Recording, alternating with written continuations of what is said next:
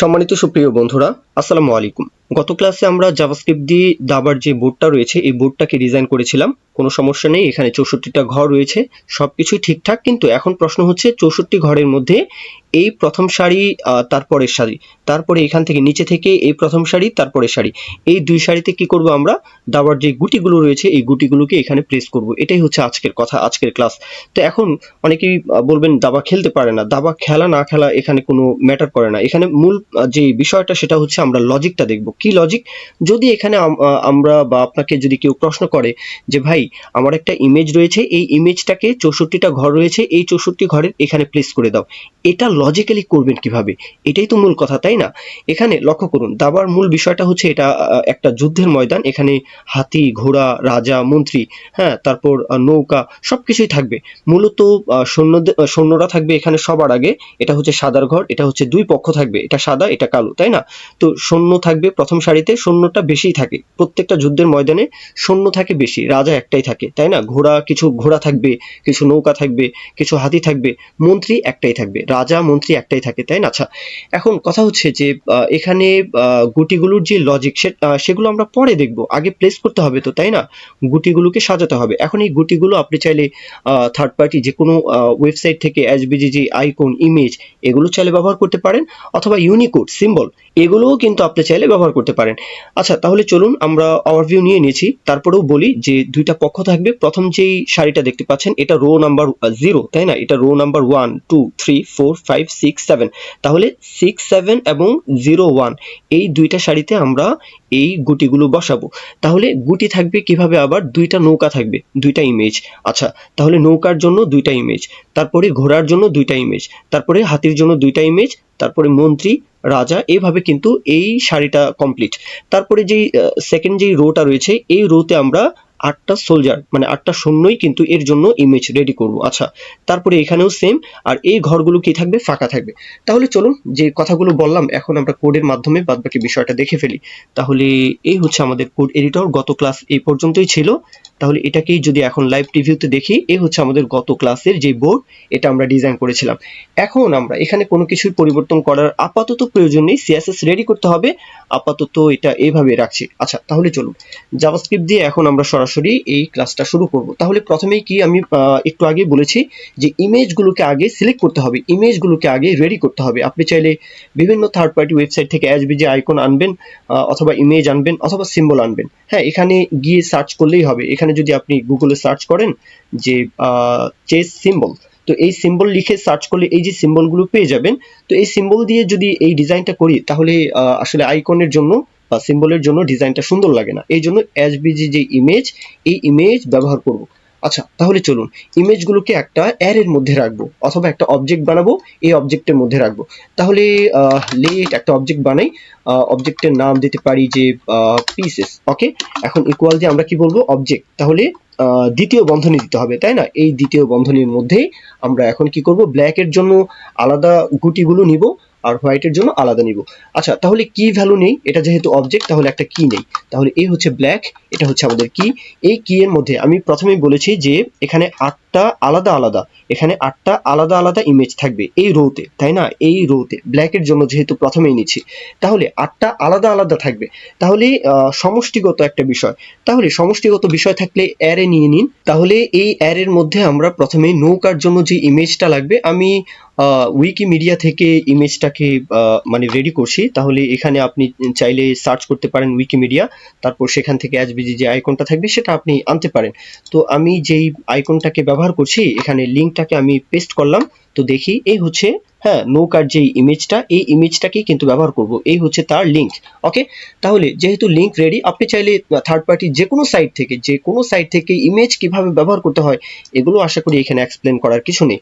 তাহলে চলুন এই ইমেজটাকে আমরা প্রথমে নিয়ে নিব। তাহলে এই অ্যারের মধ্যে আমরা কি করব? কোটেশন দিন। কোটেশনের মধ্যে এই হচ্ছে আমাদের প্রথম যে ইমেজটা থাকবে। তাহলে নৌকা, এটা নৌকা, তাই না? তাহলে নৌকা কয়টা থাকবে? দুইটা। তাহলে যেহেতু দুইটা থাকবে, এই বিষয়টাকে চলুন ড্রপ ডাউন করি। এই হচ্ছে আরো একটা নৌকা। তাহলে দুইটা নৌকা রেডি কিনা? অবশ্যই রেডি। তারপরে এইভাবেই আর কি। তাহলে দুইটা নৌকা যদি হয়, দুইটা ঘোড়া থাকবে, দুইটা হাতি থাকবে, একটা রাজা থাকবে, একটা মন্ত্রী থাকবে। এখানে আরো একটা বিষয়, আগে কোডটাকে আমি কমপ্লিট করি, তাহলে এই হচ্ছে 8টা বিষয় আমি এখানে উল্লেখ করে ফেললাম। এ হচ্ছে একটা নৌকা, লক্ষ্য করুন এটা আমি সিলেক্ট করার সাথে সাথে এটাও হাইলাইট হয়ে যাচ্ছে, তার মানে এটা আর এটা সেম, তাই না? আচ্ছা, আবার যদি এটা সিলেক্ট করি তাহলে এটাও সেম সেম, তার মানে এটা হচ্ছে ঘোড়া, আর এটা হচ্ছে কি, এটা হচ্ছে হাতি, আর এটা হচ্ছে কুইন মানে মন্ত্রী, এটা হচ্ছে রাজা। আচ্ছা, এখানে আরেকবার একটু এক্সপ্লেন করি গুটি কিভাবে সাজাতে হয়। কালো মন্ত্রী কালোর ঘরে, সাদা মন্ত্রী সাদার ঘরে, তারপরে রাজা। আবার বলি, কালো মন্ত্রী কালোর ঘরে, সাদা মন্ত্রী সাদার ঘরে, তারপরে রাজা। এইভাবে কিন্তু এই চেসটা আসলে নিয়মটাই এরকম। আচ্ছা, তাহলে চলুন আমরা ব্ল্যাকের জন্য প্রথম যে শাড়িটা থাকবে এই শাড়ির মধ্যে এই গুটিগুলোকে আমরা নিয়ে ফেললাম। এখন তারপরের সারিতে যে সোলজার থাকবে এই সোলজারের জন্য কিভাবে কি করব, এই সোলজারের জন্য আমরা কি ভ্যালু নিব তাহলেই তো হয়। তাহলে কি ভ্যালু বলতে আমরা আবার সেম ভাবেই, লক্ষ্য করুন আমি আবার এখানে চলে আসি। হ্যাঁ, আমরা যে সৈন্যের যে লিঙ্কটা রয়েছে ইমেজের, এসবিজি আইকনের বা ইমেজের, এই লিঙ্কটাকে এন্টার প্রেস করলাম, মানে লিঙ্কটাকে প্রবেশ করিয়ে এই হচ্ছে আমাদের ইমেজটা। এই ইমেজটাকে আমরা এখন ব্যবহার করব। তাহলে চলুন এটাকে কেটে দেই। এখন এই ব্ল্যাকের মধ্যে এটা হচ্ছে কি একটা অ্যারে, তাই না?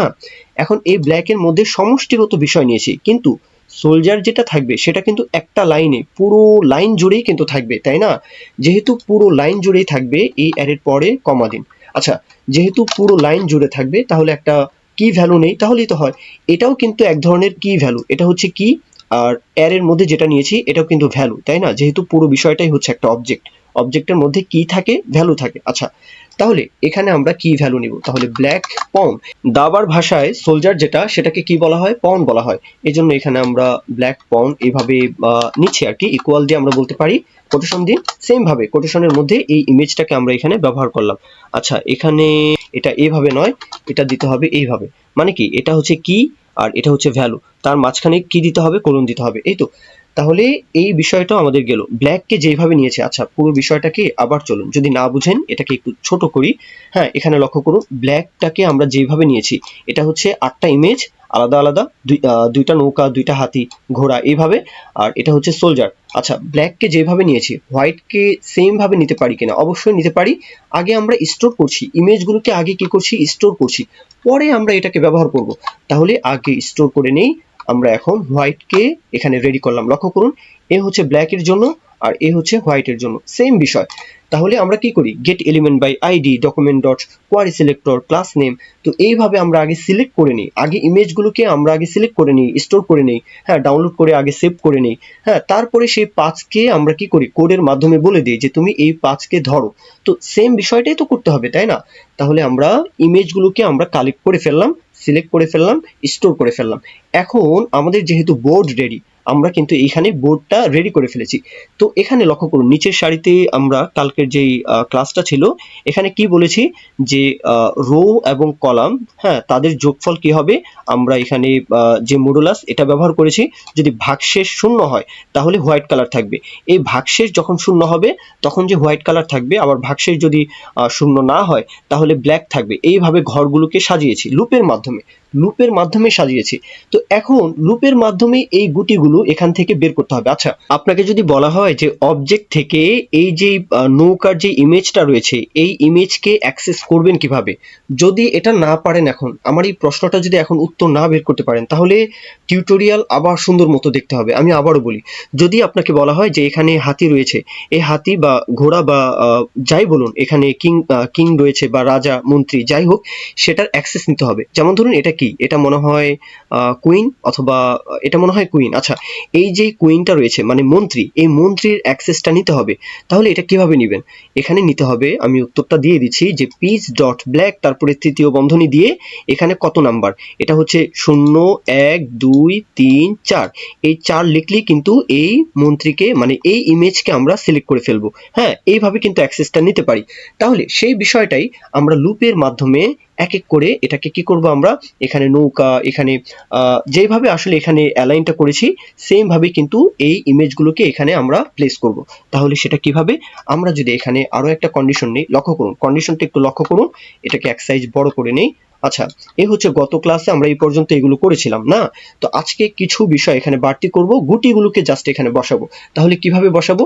আমরা একটা কন্ডিশন নেই যে ইফ, এই কন্ডিশনের মধ্যে আমরা যদি বলি যে রো যদি হয় ট্রিপল ইকুয়াল দিয়ে বলুন যে রো যদি শূন্য হয়। আচ্ছা, আমি প্রথমে বলেছি যে রো এর যে বিষয়টা এটা হচ্ছে শূন্য, এটা হচ্ছে 1, এইভাবে 2 3 4 5 6, তার মানে 0 এবং 1 এই দুইটা রোতে আমরা কি করব, কলাম বরাবর আমরা এক একটা গুটি বসাবো। ওকে, কলাম বরাবর বসাবো।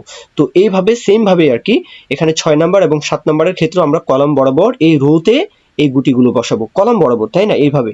তাহলে চলুন, আমি উত্তরটা দিয়ে দিয়েছি, এখন কোডের মাধ্যমে সেই বিষয়টা এক্সপ্লেন করা প্রয়োজন। তাহলে এখন এই হচ্ছে আমাদের কোড। এই কোড, এর মধ্যে আমরা কি বলবো যে এই যে স্কোয়ার ডিপ নিয়েছিলাম না, ক্রিয়েট করেছিলাম, আমরা এখানে স্কোয়ার ডিপ ক্রিয়েট করেছিলাম, এটার মধ্যে ইনার এইচটিএমএল লিখবো। কেন ইনার এইচটিএমএল লিখছি? যে এটার মধ্যে ইমেজকে আমাদের প্লেস করতে হবে। ইমেজ যেই ট্যাগটা রয়েছে এই ট্যাগের মাধ্যমে আমরা এখানে প্লেস করব। একদমই সহজ একটা বিষয়। আমরা এখন জাভাস্ক্রিপ্টের মধ্যে হ্যাঁ এইচটিএমএল লিখবো। তাহলে এখানে লক্ষ্য করুন যে square deep dot inner HTML, এই হচ্ছে ইনার এইচটিএমএল ইকুয়াল দিয়ে বলতে পারি যে ব্যাকটিক দিতে হবে। এখন এই ব্যাকটিকের মধ্যে আমরা ইমেজ ট্যাগ নিব। কিভাবে? এই হচ্ছে আইএমজি, এটাই তো ইমেজ ট্যাগ, তাই না? এই হচ্ছে ক্লোজিং ট্যাগ। আচ্ছা, ক্লোজিং ট্যাগের যে বিষয়টা এর মধ্যেই আমরা সবকিছু কমপ্লিট করব। তাহলে কি লিখবো? আমরা সোর্স বলে দিব। আমরা কি করি যে এইচটিএমএল এর মধ্যে ইমেজ নিয়ে এটার সোর্স বলে দিই। তাহলে এসআরসি, এই হচ্ছে সোর্স। সোর্সের মধ্যে আমরা এখানে এটাকে এইভাবে নেই, হ্যাঁ, সোর্স ইকুয়াল দিয়ে বলতে পারি, কি বলতে পারি, হ্যাঁ, কোটেশন দিন। কোটেশনের মধ্যে এখন ডাইনামিক ভাবে আমরা যদি এটাকে কম বেশ করতে চাই, মানে ইমেজকে পরিবর্তন করতে চাই, তাহলে সেই পাথটাকে আমরা বলে দিব, তাই না?